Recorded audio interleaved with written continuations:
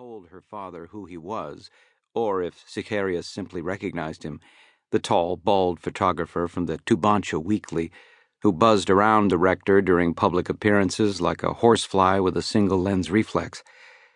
The latter option, he thought, was more flattering, just as anyone on campus would feel flattered to be recognized by the charismatic man who at this very moment was crushing his hand to a pulp. Siem Sigerius was, since his appointment in 1993, the Helios of Tubantia University, a blazing sun around which 8,000 students and hard-working academics orbited in calm little ellipses, surprised yet grateful that he would bathe their campus, of all places, in his warmth, and not the Binnenhof in The Hague, where he had turned down a plum government post, or one of the big American universities that vied for his favor. The first time Aaron had seen Yoni's father was on television several years earlier, when he was still living with his folks in Venlo. The August following his final exams, something possessed him and his brother to become fanatical Sommerhasten viewers, and one of those exhilarating, reflective Sunday evening marathon interviews was with a mathematical judoka. Or was it a judo-practicing mathematician?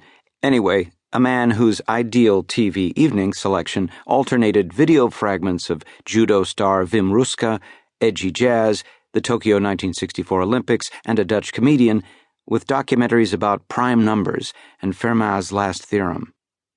Aaron recalled a clip where a talkative physicist succeeded in giving sworn art majors like him and his brother the impression that they actually understood something of quantum mechanics. Richard Feynman, Sigerius said later, "We'd just buried him."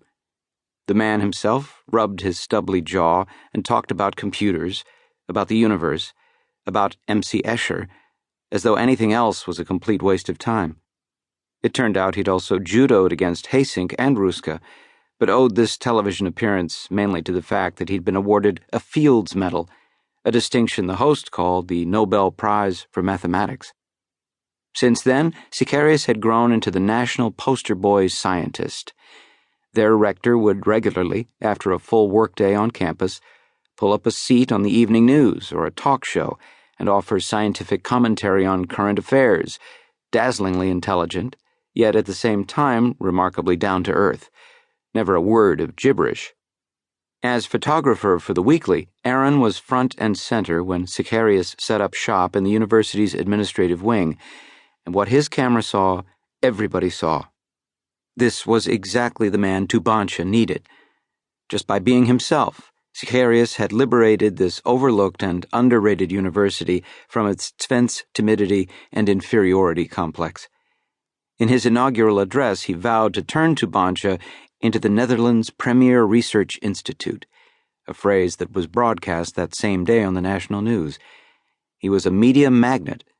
No sooner had somebody uttered the word university than the cauliflower ears appeared on air, and their rector gave, on behalf of their university, his opinion on the competitive position of Dutch research schools, on girls' technical ability, on the future of the internet, you name it. Sigerius just as effortlessly attracted top international scholars. Maybe it was a pity that the Fields Medal wasn't a genuine Nobel Prize. Of course that was a pity.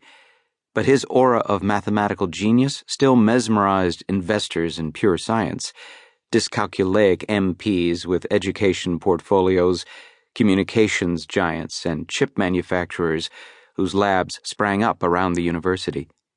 And perhaps even school kids. They, too, recognized Sigerius's stubble mug from TV. Don't forget the precious progeny. Each year, the little brats had to be lured to that godforsaken hick town in Twente. How do you entice them? How do you hook them? The Pied Piper of Tubantia, bare-assed in the daily papers. "Nice work," he said, and released Aaron's hand. He'd taken the photo on a Sunday afternoon in Houghton, just after they'd finished rowing the varsity, the traditional student regatta between boats from various universities. Blaubroek, the editor-in-chief of the Weekly, had assured Aaron that something special was on the cards. The Tubantia boat had an Olympic skipper on board, as well as an oarsman with the Holland 8 Atlanta crew. Still, it was unusual for a university rector to sacrifice his free day to accompany a busload.